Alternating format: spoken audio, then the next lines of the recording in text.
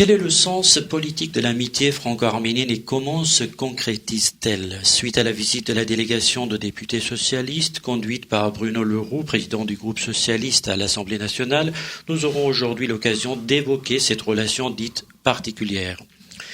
Nos invités, Bruno Le Roux en personne, bonjour. Bonjour. Et Mourad Papazian, président de la FRH Nactution pour l'Europe de l'Ouest. Bonjour. Donc, l'occasion de cette visite en Arménie, c'était le 100e anniversaire de la mort de Jean Jaurès. Mais avant de parler de Jean Jaurès, moi je voudrais, puisque j'étais avec vous dans cette délégation, j'ai vu l'accueil qui vous a été réservé, président de la République, président de l'Assemblée nationale, Premier ministre, ministre des Affaires étrangères. Quel est votre sentiment par rapport au regard que les autorités arméniennes portent envers la France?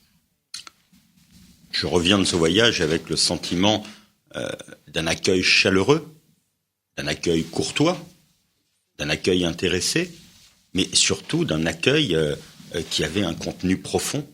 Nous avons passé beaucoup de temps à discuter de la situation géopolitique aujourd'hui, de cette grande plaque dans laquelle est l'Arménie et qui fait qu'elle a de nombreux motifs d'inquiétude, voire d'insécurité réelle.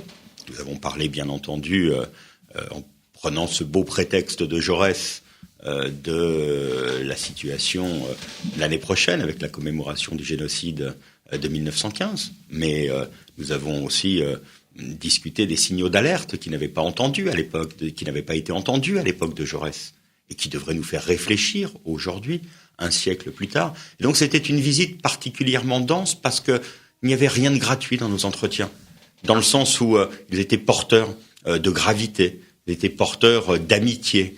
Et j'ai le sentiment d'une visite particulièrement réussie parce que on ne part jamais avec l'envie de faire ce que certains appellent du tourisme. Quand des parlementaires vont à l'étranger, il y a toujours certains pour qualifier ces voyages de touristiques, ne reconnaissant pas ce que pourrait être, ce que doit être une véritable diplomatie parlementaire. Et bien là, nous avons montré, et notamment avec la chaleur de l'accueil et le haut niveau, que chacun se mette en tête que le président Sarkissian revenait du sommet de l'OTAN, oui, quelques heures simplement auparavant, et qu'il a souhaité, alors que ce rendez-vous n'était pas forcément programmé, qu'il a souhaité l'assurer, qu'il a souhaité y prendre. Nous avons une longue discussion ensemble. Si j'ajoute à cela la rencontre avec le Premier ministre la veille, longue rencontre de discussion sur les questions nationales, les questions internationales, la rencontre avec tous les groupes politiques de l'Assemblée nationale sous l'égide du président de l'Assemblée, la longue rencontre avec le ministre des Affaires étrangères qui connaît la France aussi bien que vous et moi, mais qui en même temps connaît particulièrement bien, mieux que quiconque peut-être, ce qui se passe aujourd'hui en Syrie, en Irak, en Russie, les opérations de diplomatie complexes qui se tiennent aujourd'hui. Voilà, je suis revenu, en parlant directement d'ailleurs avec le président de la République à mon retour, je suis revenu avec le sentiment d'une délégation particulièrement utile, d'un voyage particulièrement utile. Mourad Papazian, vous êtes à l'initiative avec le CDCA, donc la FRH Nactution de ce voyage. Jean Jaurès, il est très important, 100 ans après son assassinat, d'en parler, de rappeler aux Arméniens d'abord, mais aussi aux Français, qu'il avait joué un rôle très important. Quelle est la symbolique de Jaurès aujourd'hui? Et comme Bruno Le Roux l'a rappelé, avec ce qui se passe dans le monde aujourd'hui, on a besoin de beaucoup de Jaurès qui nous ont manqué peut-être ces derniers mois et années. Voilà le résultat. Oui, c'était Jaurès, une grande voix pour la justice et pour la paix de l'humanité. Et il est vrai que les Arméniens se souviennent encore aujourd'hui des interventions de Jaurès à l'Assemblée nationale lorsque les Arméniens étaient massacrés pendant la période 1894-1896. N'oublions pas que Jaurès a eu des relations très tôt avec les fondateurs du parti Tachnak, donc notamment Christapor Mikaelian, et qu'il était en relation permanente, qu'il a été sensibilisé, informé. On était à la fin du 19e siècle, il n'y avait pas de moyens de communication. Les seuls moyens de communication étaient le courrier courrier ou le contact direct, et encore le courrier dans des délais absolument inimaginables aujourd'hui.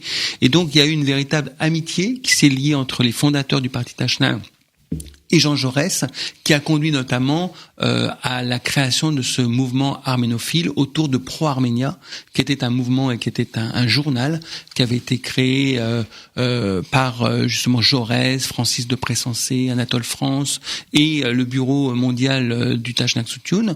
Et donc c'est, je dirais, l'expression d'une longue amitié qui s'est basé sur des relations mutuelles, mais sur la défense du peuple arménien et sur la dénonciation des crimes dont il était victime. Et donc on a eu une très très belle conférence, et donc Bruno s'est exprimé également sur Jaurès à l'UFAR, à l'Université française en Arménie, avec Vincent Duclerc, et ça nous a permis justement de mettre le doigt sur l'apport de ces grandes voix et de Jean Jaurès en particulier. C'était une des raisons de ce voyage-là, et je dois dire que la personnalité de Jean Jaurès est forte au sein de la communauté arménienne de France, mais elle est très forte en Arménie, et je peux vous dire qu'elle a des échos internationaux, parce que j'ai eu beaucoup de témoignages depuis notre tour, Bruno, des amis de toute la diaspora qui ont suivi en fait ce voyage, parce qu'il a été très très médiatisé par les médias arméniens, et donc ils ont pu suivre l'intérêt de ce voyage. Et je voudrais dire également que la délégation a été accueillie outre par les représentants des autorités, mais également par le bureau mondial du Parti Tachnag et des députés Tachnag, et qu'il y a eu un échange assez fraternel sur la nécessité de faire vivre en Arménie cette dimension socialiste, cette dimension de gauche, dimension sociale. Je vous proposerai de terminer cette émission sur cette note des relations entre les deux partis socialistes arméniens et français en France et en Arménie. Et vous avez parlé de l'UFAR.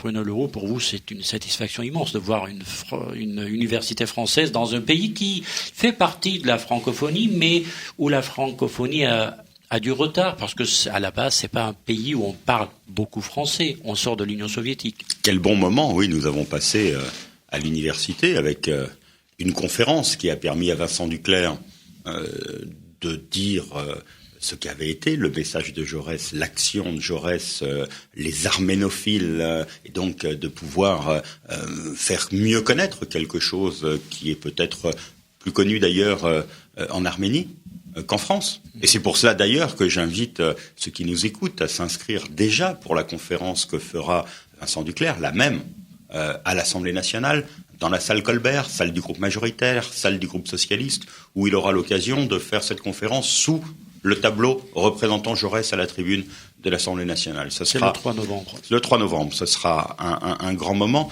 Mais moi, je ne suis pas historien. Il était historien. Il a fait une conférence sur ce qu'était l'histoire. Moi, je ne suis pas historien, je fais de la politique, je suis un acteur aujourd'hui de la vie politique. Et bien entendu, si je connais le poids des commémorations, je veux aussi faire en sorte que les commémorations soient des moments de construction.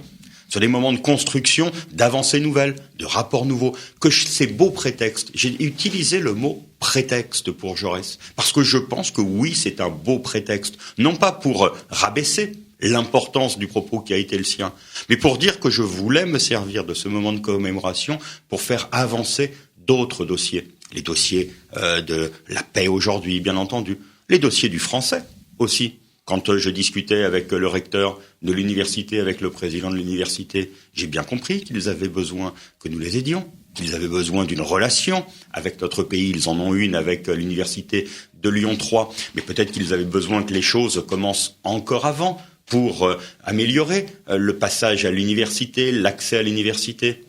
Un lycée français, c'est une belle réflexion. Moi, je suis rentré de cette idée. J'ai posé la question, nous avons tous posé la question avec Mourad, mais et y a-t-il ? Non. On nous a confirmé ce que nous savions. Il n'y a pas de lycée français aujourd'hui à Erevan. Est-ce qu'il doit y en avoir un demain ? Ça mérite d'être étudié. Ça mérite d'être aidé si jamais cela est possible. Moi, je suis rentré avec un dossier supplémentaire que je n'avais pas forcément en tête en y partant. L'idée de me dire, tiens, j'aimerais bien mettre à l'étude le fait que nous puissions demain travailler à essayer de mettre en place, d'obtenir un lycée français à Erevan, ce qui permettrait à la France, je le pense, qui est dans le cœur par la politique qui est la sienne aujourd'hui, les propos qui sont les siens, qui est dans le cœur de beaucoup d'Arméniens, d'y être encore plus présent. Alors il faut juste peut-être dire que l'écrasante majorité des étudiants de l'UFA restent en Arménie aujourd'hui. C'est vrai, parce qu'on peut douter que ces gens-là doivent partir parce qu'ils maîtrisent le français, donc ils viendront en France. On nous a dit que l'écrasante majorité reste et travaille. L'intérêt de l'Arménie et l'intérêt de la France, c'est d'abord, bien entendu, toujours, en premier état, que les étudiants trouvent du travail. Et là, les chiffres d'accès à l'emploi direct dans les quelques semaines qui suivent leur diplôme, et ensuite, même quand on va à quelques mois où l'on est à des pourcentages qui sont inconnus dans notre pays, d'abord font chaud au cœur sur la qualité de l'insertion professionnelle à un haut niveau. Mais je pense que c'est en Arménie que se fait aujourd'hui le développement. C'est en Arménie que la société a une dimension de progrès qui doit s'appuyer sur la conservation de ses élites, sur le fait qu'elle... Et donc, je n'ai aucun souci sur le fait que le lien à la France, par la langue, par l'enseignement universitaire, sera très fort. Mais il sera encore bien plus fort s'il reste en Arménie plutôt que s'il vient se diluer en France, où nous avons bien entendu ici déjà tout le panel des formations. Donc bienvenue en France à tous les étudiants arméniens qui souhaitent venir étudier ici. Et bravo, parce que je pense que l'Arménie a besoin aujourd'hui de ces élites, à ceux qui vont en assurer le développement aujourd'hui. Alors plongeons dans les questions politiques. Au mois de mai, François Hollande était en Arménie. Un voyage là encore très bien accueilli, une chaleur extraordinaire. On a senti vraiment ce qu'on appelle une relation d'amitié entre les deux pays. Que reste-t-il aujourd'hui de ce voyage ? Il y a eu des déclarations très fortes concernant le fait, par exemple, que la France souhaite encourager l'Arménie à ne pas lui tourner le dos parce que elle est allée s'associer à la Russie dans cette démarche de l'Union économique eurasienne. Donc faire quelque chose pour l'Arménie parce que c'est un pays, il l'a dit François Hollande, encerclé à l'ouest et à l'est, un contexte et un environnement très difficile, et les Arméniens méritent ou ont besoin de notre aide. Que s'est-il passé depuis le mois de mai ? Qu'est-ce qu'on peut faire concrètement pour trouver peut-être, comme il l'a dit, un nouvel accord d'association avec l'Arménie ? Ça, entre l'Union européenne et l'Arménie. Il faut bien entendu discuter de ces éléments-là. À chaque moment, on voit bien ce qu'il y a aujourd'hui comme part vécue de provocation par d'autres à l'annonce de ces accords. Moi, je suis plutôt toujours sur ces éléments-là pragmatiques. Bâtissons aujourd'hui les liens économiques, politiques, parlementaires, qui font que l'association n'a pas besoin d'un accord pour vivre, pour être forte. S'il y a un accord, très bien. Si l'on pense que politiquement, je pense que les autorités arméniennes doivent être en situation de discuter la réalité du besoin d'un accord formel avec l'Union européenne. Mais moi, en dehors de ces questions-là, je veux que nous fassions progresser les liens qui nous unissent en termes économiques, en termes parlementaires, en termes politiques, bien entendu. C'est pour ça d'ailleurs que le premier rendez-vous que nous avons eu, c'était à l'ambassade de France, pour que l'ambassadeur nous fasse, qui connaît bien le pays, qui y est depuis longtemps, nous fasse le point sur l'état des relations. Il nous a donné des idées sur la multiplication des échanges entre nos entreprises, entre nos PME et et le développement et les besoins qui aujourd'hui se font jour en Arménie. Et nous allons dans nos territoires essayer de relayer cela pour faire en sorte d'inciter les entreprises françaises, pour faire en sorte de leur faire considérer l'Arménie non pas simplement comme un pays petit dans la vision qu'ils en ont, mais comme une grande plaque, comme une porte d'entrée vers d'autres marchés. 200 millions de personnes, et s'il y a là quelque chose qu'il faut renforcer. Donc voilà, moi je ne veux jamais aller trop vite, ni ne pas aller, ni être sur les responsabilités qui ne sont pas les miennes. Je n'étais pas là-bas pour essayer de favoriser un accord dont je ne suis pas maître, mais par contre, ce que je sais, c'est que le lien des parlementaires avec leur territoire fait qu'ils sont en contact avec des entreprises qui demain peuvent avoir un intérêt à aller en Arménie, à exporter vers l'Arménie, à faire des choses en Arménie. Et je pense que cet intérêt des entreprises rejoint les intérêts de l'Arménie. C'était aussi le sens de votre discussion avec le Premier ministre qui, lui, est en charge de l'amélioration de la situation sociale et économique. Donc, François Hollande était au sommet de l'OTAN, Serge Sarkisian aussi, ils se sont rencontrés. Et là, il y a des menaces, encore une fois, si je puis dire, de la part d'Erdogan, qui a aussi rencontré François Hollande pour lui dire « Attention, cette loi de pénalisation du négationnisme, Nous, on n'en veut pas.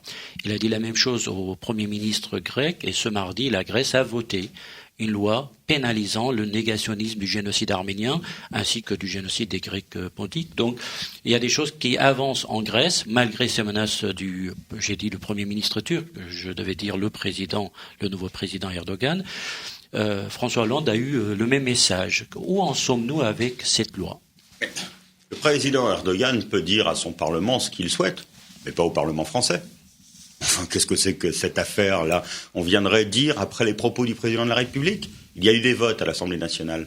Il y a eu ensuite une confirmation de la volonté qui était la nôtre, non simplement de reconnaître le génocide arménien, ce qui est fait par la loi, mais d'en pénaliser la négation, ce qui est aujourd'hui politiquement totalement accepté dans notre pays et qui reste juridiquement à traduire. Je considère, et je l'ai dit, que le problème n'est plus politique, qu'il est un problème juridique, qu'il est un problème de droit. Et donc le président de la Turquie aujourd'hui doit savoir qu'après le travail fait par le Parlement, l'engagement du Parlement français, les propos du président de la République le 24 avril dernier à Paris, il n'y a là-dessus aucune ambiguïté. S'il veut faire un problème de ce qui n'en est pas, qu'il continue à dire que le Parlement français ne doit pas légiférer. Mais dès que nous aurons trouvé l'outil juridique qui nous permette d'assurer aujourd'hui la pénalisation du génocide, la pénalisation de la négation du génocide arménien, nous voterons ce texte, bien entendu. Murat Papazian, pourquoi ce retard ? Parce qu'avec l'élection de François Hollande, toute la communauté attendait qu'au bout d'1 an, c'est ce qui a été dit au départ, cette loi devait venir à l'ordre du jour. Comment expliquer ce retard ? Bruno Leroux parle de la sécurisation du texte, donc là on n'est pas dans l'aspect politique mais juridique. Que signifie pour nous, les citoyens, la sécurisation du texte ? Quel est le sens de cette démarche ? Dès son élection, François Hollande nous a ouvert les portes du ministère de la Justice. Il nous a demandé au ministère de la Justice et au Quai d'Orsay de mettre en place des séances de travail avec le CCAF et avec les juristes du CCAF, ce qui a été fait pendant 6 à 8 mois, hebdomadairement. Il y a eu des rencontres entre l'administration de la chancellerie et les représentants du CCAF. On se trouve face à un vrai problème juridique. Si on était sur la première tentative, les choses seraient plus faciles. Là, nous sommes sur la deuxième tentative. Un texte a déjà été censuré par le Conseil constitutionnel et il n'est pas question, en tout cas ce n'est pas notre volonté, de prendre le moindre risque avec un second texte. Parce qu'il s'il devait s'avérer que un second texte soit de nouveau censuré, ça veut dire que politiquement, là où aujourd'hui les choses sont admises, elle serait probablement condamnée, cette loi, pour l'avenir. Et donc il y a urgence à prendre son temps pour justement pouvoir sécuriser juridiquement, c'est la préoccupation du président de la République, que nous partageons totalement au niveau du CCAF. Il y a un fait nouveau qui n'est pas neutre, c'est l'affaire Perinçek, ce négationniste turc qui avait été condamné par la justice suisse, justement pour négationnisme, et qui a fait appel devant la Cour européenne des droits de l'homme, qui est une instance qui est comptable devant le Conseil de l'Europe, donc tous les États du Conseil de l'Europe. Et malheureusement, la CEDH, dans le cas de la petite chambre, a donné raison à Perinçek. Et donc nous nous sommes mobilisés, effectivement, pour réagir. Et aujourd'hui, la situation est extrêmement claire. La Suisse a fait un recours contre la décision de la CEDH. Et la Suisse compte aujourd'hui sur le soutien officiel du gouvernement français qui s'est porté tierce partie. Et donc le gouvernement français, avec le gouvernement arménien, est aux côtés de la Suisse. C'est la Suisse, avec ses forces juridiques, mais également c'est une position politique. Suisse-Arménie est également partie, le CCAF est également parti avec un avocat, et donc on est dans une démarche qui doit ouvrir la voie à un combat pour que la CEDH revienne en fait sur sa décision préalable. Or, la première audience se déroule le mercredi 28 janvier, le jour du dîner du CCAF. Donc, c'est important. Et au moment où nous allons lancer les commémorations pour le centenaire du génocide arménien. Donc, les choses sont pas aisées. Il y a des problèmes. Évidemment, les premiers militants de cette loi sont là. d'accord, impatient, mais conscient qu'il y a nécessité justement à assurer l'adoption et la validation de cette loi. Bruno Leroux, est-ce que 2015, ça peut être une année, l'année de la loi où il ne faut pas se cantonner à une date par rapport aux difficultés que Mourad Papazian vient d'exprimer? Ça doit être. Cette année, ce serait important. L'année 2015, là encore, je reviens sur l'idée que les commémorations sont aussi des moments de construction. Le 24 avril prochain, je n'ai pas envie simplement de commémorer la souffrance du peuple arménien. J'ai envie que nous mettions de nouvelles pierres pour que le peuple d'aujourd'hui aille bien, se développe bien, vive en toute sécurité. Et donc on voit bien que la question de la reconnaissance est bien entendu importante. Il y a ensuite d'autres échanges à bâtir entre nos peuples. Il y a une action européenne et internationale forte pour qu'il y ait des frontières qui soient plus sûres pour l'Arménie. Tout cela fait partie, je dirais, des ambitions de 2015. Si l'on considère que cette année a une importance particulière, ça ne peut pas être simplement l'aspect commémoratif qui l'emporte. Alors, vous l'avez dit, en Arménie aussi, cette loi elle est nécessaire. Sans elle, la loi de 2001 serait incomplète et il faut absolument finir avec cette histoire, avec cette question, par une loi de pénalisation du négationnisme. Moi, je voudrais vous poser la question par rapport au projet de loi qui se présente, parce que pour tout Arménien, cela fait plaisir de voir des députés apporter des projets de loi. C'est aussi une manifestation de sympathie et de soutien à notre cause. Mais est-ce que politiquement, c'est utile? C'est dangereux aujourd'hui. Parce que attention. Boyer a présenté mais récemment. Je considère, cela part très certainement de beaucoup de bonne volonté. Elle a sur cette idée. Sur cette question des idées qui sont très claires. Tout le monde le sait d'ailleurs. Est-ce qu'il est besoin une nouvelle fois de déposer un texte pour montrer les idées qui sont les siennes? Surtout un texte qui, s'il venait en discussion, courrait le risque de nouvelles censures, ferait reculer notre débat. Donc je dis à chacun aujourd'hui, essayons d'éviter toute démagogie dans les semaines qui viennent. Le sujet est trop important. La question n'est plus une question politique. Celle-là fait accord entre le Parti socialiste, entre l'UDI, entre l'UMP, voilà, les grands partis de l'Assemblée nationale voteront ensemble le même texte, mais le texte qui sera sécurisé, le texte qui ne sera pas susceptible d'être annulé ensuite. Et si nous avions une initiative qui vienne comme cela pour des prétextes locaux, pour des prétextes électoraux dans le processus, alors nous courrions le risque de fermer à jamais ce débat et donc de vivre avec une loi incomplète. Bruno Leroux, vous avez fait des déclarations qui ont attiré l'attention de vos collègues parlementaires arméniens. À propos du Rarapar, vous avez été très clair sur la situation sur la frontière. Vous êtes peut-être parmi les rares personnes à avoir condamné l'Azerbaïdjan pendant ces rencontres, et ça n'a pas échappé aux parlementaires arméniens qui vous l'ont répété, remercié pour cette déclaration. Comment voyez-vous cette situation sur la frontière, cette démarche de l'Azerbaïdjan à vouloir attaquer, mais aussi ce discours sans cesse belliqueux? Quel est votre regard pour une solution? Parce que tout ceci, c'est parfois, on peut le comprendre, ce sont des provocations, mais l'intérêt final, c'est comment arriver à une paix durable. J'ai simplement dit, quand j'étais en voyage, que je voyais ces provocations, mais le fait de les voir et de dire pour un responsable politique comme moi qu'elles existent, qu'elles ont été très présentes cet été, trop présentes cet été, qu'elles ont conduit à des drames durant l'été, à des assassinats.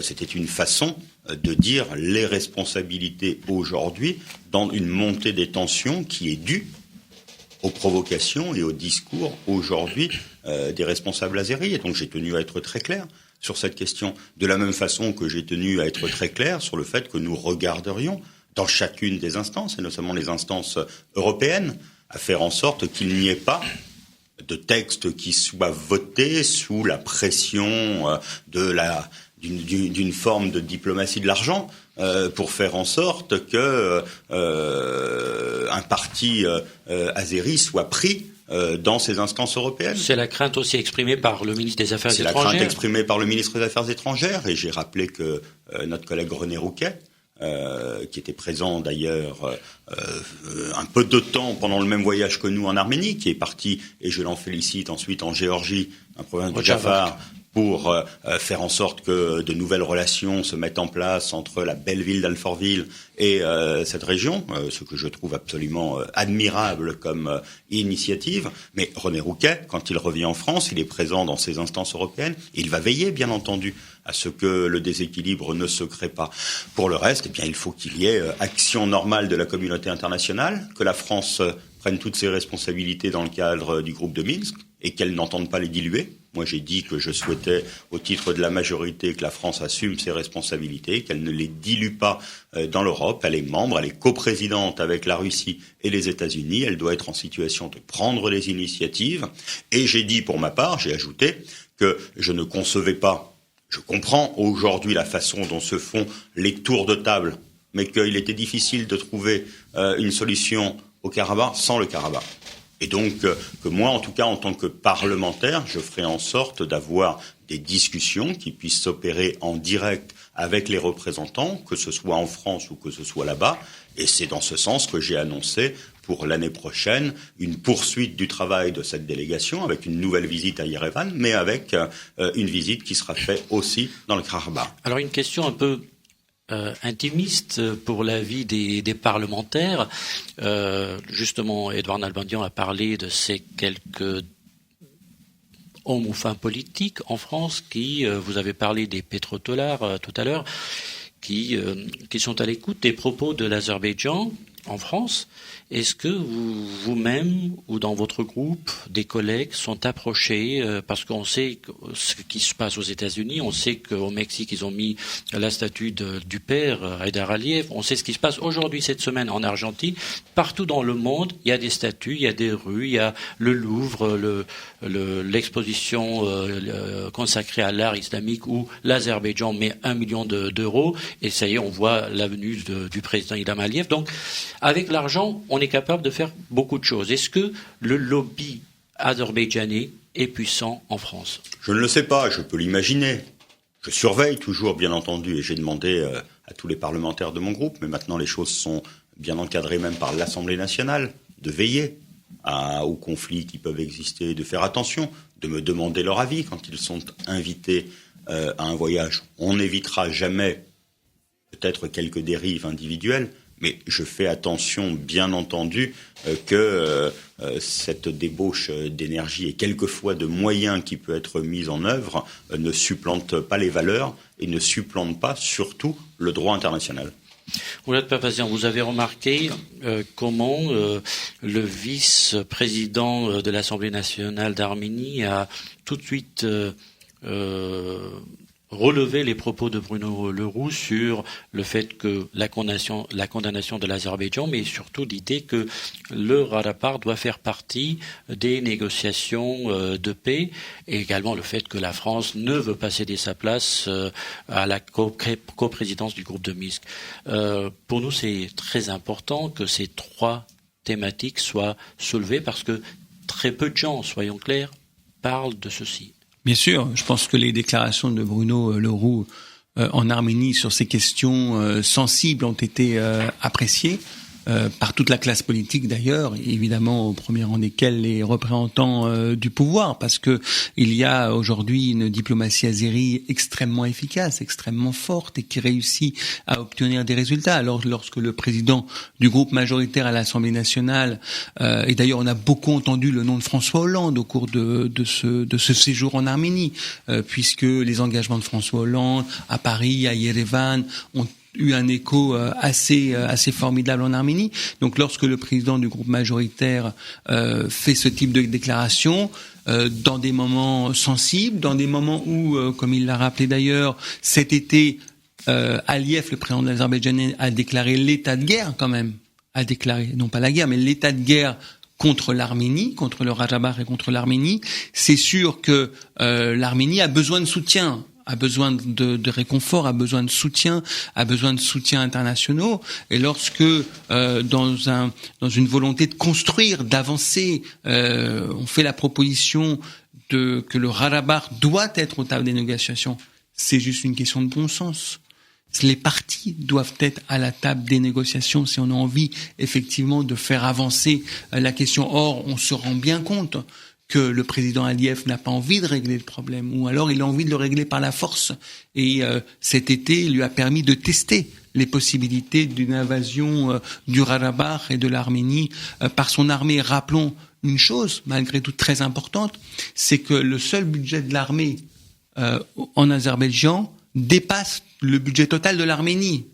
Donc, on se rend compte de quelle manière l'Azerbaïdjan s'arme et constitue un danger, non pas uniquement pour l'Arménie, mais un danger pour la région tout entière.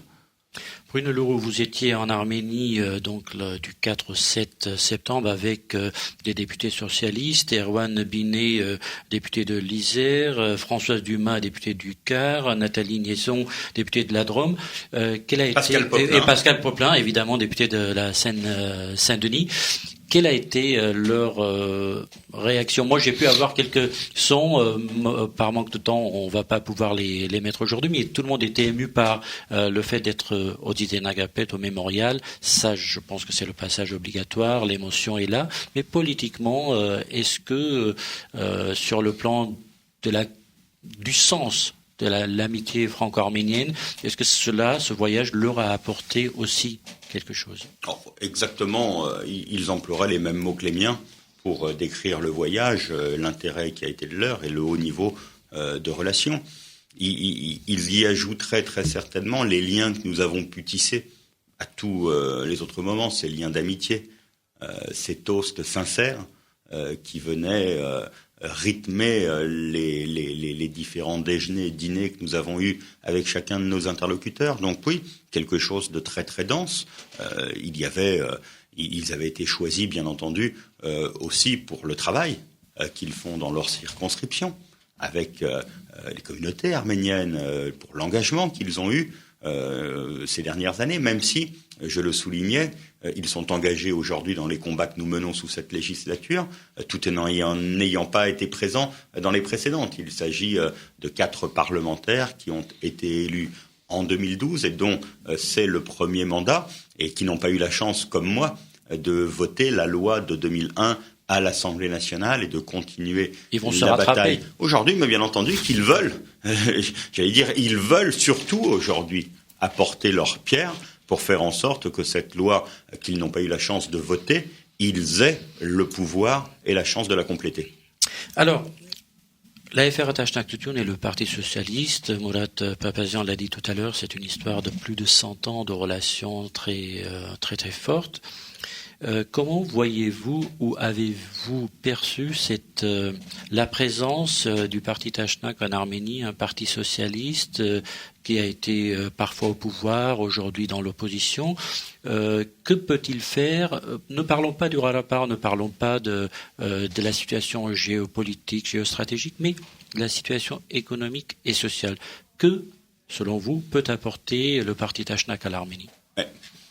Il ne faut pas être fin observateur pour s'apercevoir que dans la période de développement que connaît aujourd'hui l'Arménie, il y a un modèle. Il y a toujours un modèle dans les pays qui se développent très fortement. Un modèle, et c'est souvent un modèle très libéral, qui fait du progrès économique la dimension essentielle, et puis qui dit que les choses ensuite se réguleront automatiquement. Et puis il y a un modèle qui est un modèle de développement, mais de répartition ensuite des richesses, de réduction des inégalités. Et donc on voit bien comment le parti Tachnak, parti que j'appelle le parti socialiste, notre parti frère, peut dans ce moment, avec c'est vrai, le poids de l'histoire, le poids pour un certain nombre très certainement de concitoyens arméniens de ce qu'ils pensent être la gauche dans leur esprit, ou de ce qu'ils croient être la gauche, et qui n'est pas celle qu'ils ont connue sous l'Union soviétique. C'est autre chose aujourd'hui. Et donc, je pense qu'il y a véritablement, et j'ai senti d'ailleurs, que le poids aujourd'hui, relativement faible, à l'Assemblée nationale, de ce parti n'était pas à la mesure de l'intérêt qui était porté. dans les discussions, par les différentes autorités. Ils savent d'abord très bien le poids qui est celle de la diaspora, et donc le poids aujourd'hui de ce parti dans le monde. Et l'Arménie pèse aussi aujourd'hui, et peut compter, doit compter sur cette reconnaissance, ces liens internationaux qui ont été créés d'entre très grands pays par les représentants du parti Dachenak. Mais moi, je les incite, et c'est pour ça d'ailleurs que je leur ai dit que notre raison d'être, c'était de travailler pour nos concitoyens. C'était de travailler pour la paix, mais c'était aussi de travailler pour la qualité de vie qu'ils ont au moment où l'on est. Et que moi, j'étais bien entendu ouvert, non pas simplement sur les questions qui touchent à la politique européenne ou à la politique internationale, mais à des échanges qui soient des échanges sur des problèmes très concrets. La protection sociale, sur des problèmes très concrets en matière de système démocratique, sur des problèmes très concrets en matière de lutte contre la corruption, sur des problèmes très concrets, ceux que nous avons eus ou que nous avons encore à connaître ici, et sur lesquels il y a des échanges possibles et nécessaire entre nos deux partis. Alors Mourad Papazian, il est très important, c'est l'occasion aujourd'hui, pas la première évidemment, de parler des relations de la FR Attache Tutun avec le Parti Socialiste français. Parlons de la France, au-delà de la loi, au-delà des relations aujourd'hui avec un président avec lequel il y a des relations, des liens très privilégiés, mais généralement, les deux partis, est-ce qu'il y a une entente, une relation solide dans la durée, sur les dossiers, avec Solferino, comment est votre relation de Parti socialiste arménien ? On a une longue relation avec les différentes directions qui sont succédées au Parti socialiste, parfois ponctuées de discussions, de débats, d'harmonisation de positions. Mais depuis que François Hollande était premier secrétaire du Parti socialiste, et d'ailleurs, on avait fait une première visite en Arménie en 2007 avec François Hollande, Bruno Le Roux, René Rouquet, et donc il a réussi à, au sein du Parti socialiste, faire accepter les fondamentaux sur la question du génocide arménien, sur la question de la pénalisation de la négation du génocide arménien. On a une vision harmonisée sur la question de l'entrée de la Turquie dans l'Union européenne, qui n'est pas forcément partagée par tous les socialistes. La condition de la reconnaissance du génocide par la Turquie avant de la direction du Parti socialiste depuis François Hollande est constante. C'est-à-dire que la Turquie doit poursuivre le processus d'adhésion, mais qu'au bout du compte devra se conformer aux critères de Copenhague d'adhésion.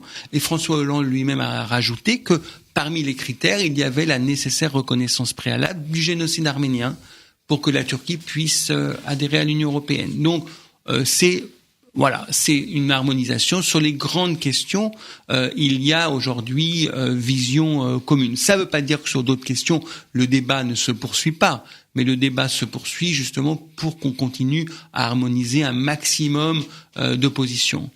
Alors vous avez... Et le voyage de Bruno Le Roux en Arménie, le voyage de François Hollande en Arménie, les positions qui sont prises sur la loi montrent effectivement témoignent en tout cas qu'il y a une longue relation, et pas seulement au niveau de la direction, mais on le voit également dans les régions où les Français d'origine arménienne sont très concentrés. On voit bien également que les leaders, les élus du Parti socialiste sont fidèles effectivement au combat pour la cause arménienne. Bruno Le Roux, vous avez eu pendant vos entretiens des discussions autour de ce qui se passe au Moyen-Orient, spécialement en Irak et en Syrie. Évidemment, la discussion s'est portée peut-être beaucoup plus sur la communauté arménienne de Syrie, mais parlons et pensons aujourd'hui à toutes les minorités chrétiennes, yézidis, musulmanes qui subissent le pire dans cette région aujourd'hui. Puisqu'on parlait en début d'émission de Jean Jaurès, terminons avec Jean Jaurès et le message de Jean Jaurès, parce que ce qui se passe, c'est d'une affrosité, d'une barbarie inconcevable. Que doit faire la France, François Hollande, est là-bas aujourd'hui. Que peut-on faire pour stopper l'horreur ? Ne pas fermer les yeux, ne pas se boucher les oreilles. Ne pas fermer les yeux, c'est regarder... Concrètement. Et concrètement, ça veut dire être en situation d'aller protéger les minorités qui sont aujourd'hui touchées. Il y a deux éléments de protection. Il y a d'abord la protection humanitaire. Le président de la République est parti ce matin avec 4 tonnes d'aide humanitaire dans son avion. Mais puis, ensuite, c'est ce qui va se passer dans les prochains jours. Les discussions qui ont lieu aujourd'hui dans le cadre d'une coalition internationale pour essayer d'aller frapper au cœur ceux qui veulent mener le combat contre la démocratie, où qu'elle soit. Donc là, il y a des éléments très concrets qui vont voir dès les prochains jours, sous forme militaire, je le pense, un certain nombre d'actes qui devront ensuite mobiliser la communauté internationale.